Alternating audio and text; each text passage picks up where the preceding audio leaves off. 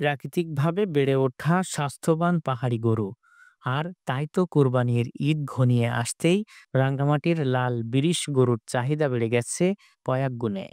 জেলার বাঘাইছড়ি, লংগদু, মাইনী, নানিয়চ্চর, কাউখালী আর রাজস্থলী ফারুয়া ইউনিয়ন থেকে প্রতিদিন কাপ্তাই হরুদ দিয়ে ট্রলারে করে শত শত গরু আসছে রাঙ্গামাটি শহরের ট্রাক টার্মিনালে ও কাপ্তায়ে।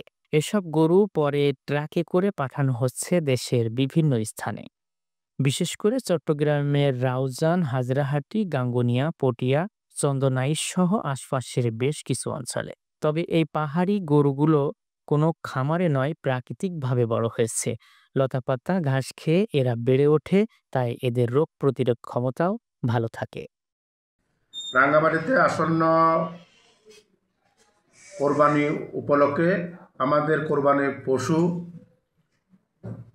আপাতত আমাদের যে 10টা উপজেলায় 68,865টি গবাদি পশু উৎপাদিত অবস্থায় আছে এবং আমাদের রাঙ্গামাটি জেলায় চাহিদা হচ্ছে 62,882টি এবং আমাদের আশা করি এই বছর উদ্বৃত্ত হবে প্রায় 5,983টি গবাদি পশু।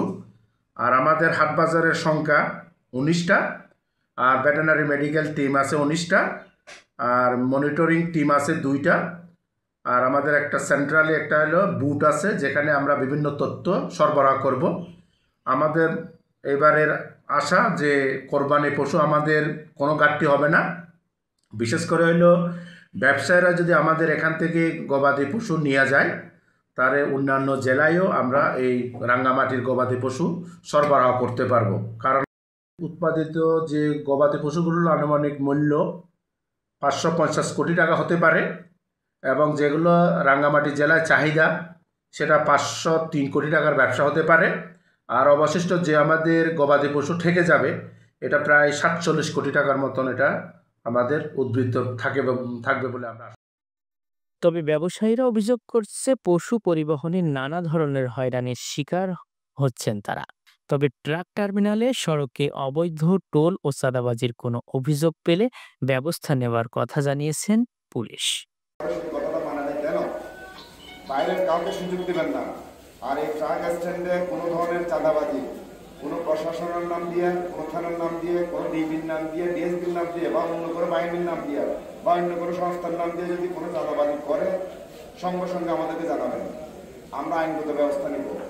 এদিকে রাঙ্গামাটি জেলা প্রাণী সম্পদ বিভাগে জেলার 19টি কুরবানির পশুর হাটে মেডিকেল টিমের ব্যবস্থা করেছে।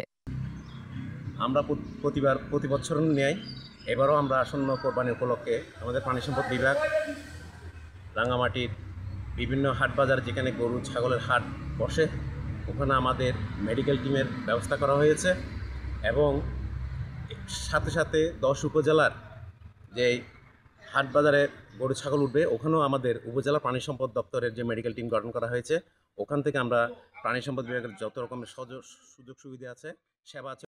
স্থানীয়রা মনে করছেন রাঙ্গামাটির পশু ব্যবসা জেলার অর্থনীতিতে বড় অবদান রাখছে। তবে গরু পরিবহন ও বিক্রিতে হয়রানি বন্ধ হলে এই ব্যবসা আরও প্রসারিত হবে, লাভবান হবেন ব্যবসায়ী ও ক্রেতা দুই পক্ষই।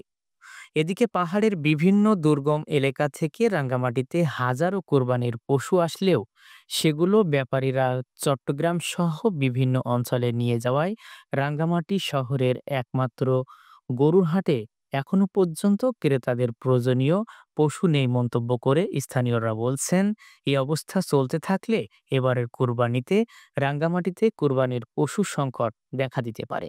এছাড়াও এবারে পশুহাট ইজারা নিয়েও লোকসান গুনতে হতে পারে বলে ধারণা করছেন পৌরসভার ইজাদাররা। Basir Ahmed, SN Bangla news.